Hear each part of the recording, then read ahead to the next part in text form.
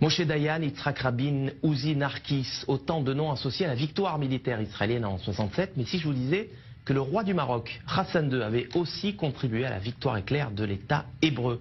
Info, Intox, Johanna Binder, bonsoir. Bonsoir. Alors, est-ce que Israël a effectivement gagné cette guerre de 67 grâce à l'aide du Maroc? Eh bien, sans le Maroc, Israël n'aurait peut-être pas gagné la guerre des 6 jours. Alors, tout commence en 1965, on est 2 ans avant que débute la guerre des 6 jours. Les grands leaders du monde arabe se retrouvent à Casablanca.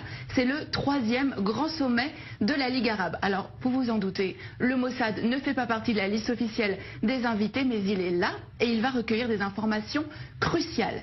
Il y a un protagoniste, c'est Nasser, le président égyptien, le leader de la coalition arabe. Alors dans quel état d'esprit est-il à la veille de cette conférence?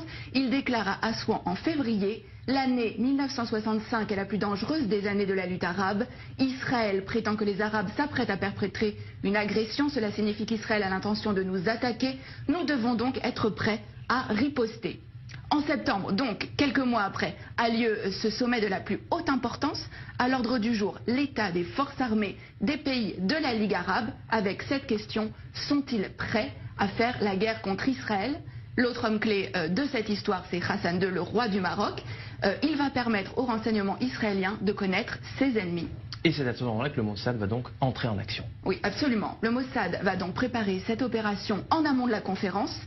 Plusieurs jours avant, une équipe du Shin Bet et du Mossad, il s'appelle à Tsiporim, donc les oiseaux, vont occuper le dernier étage du très luxueux hôtel à Casablanca où sont attendus les dirigeants arabes et où va aussi avoir lieu la conférence.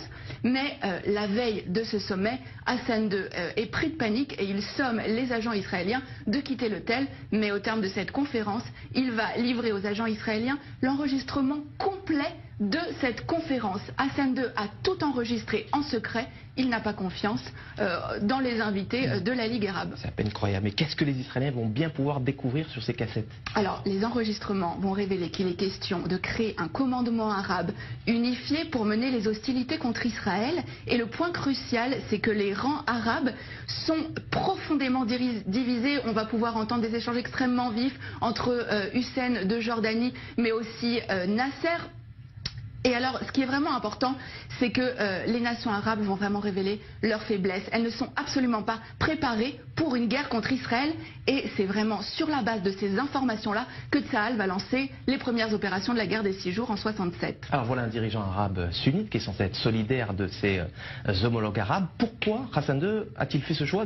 Qu'est-ce qui l'a motivé? Alors, ce qu'il faut savoir, c'est qu'avant déjà ce sommet, le Maroc et Israël entretenaient déjà des relations stratégiques. Hassan II avait accepté que des juifs marocains émigrent vers Israël, en échange de quoi Israël fournissait une aide logistique au Maroc, notamment en formant ses militaires.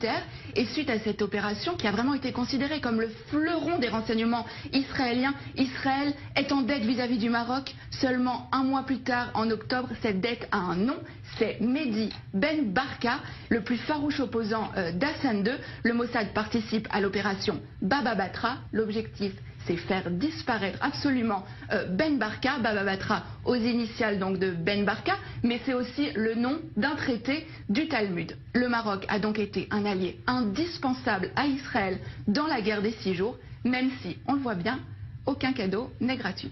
La petite histoire de la grande histoire. Merci Johanna Binder pour ces détails croustillants, dignes des plus grands films d'espionnage. Merci d'être passé nous voir sur le plateau du Mag Orient.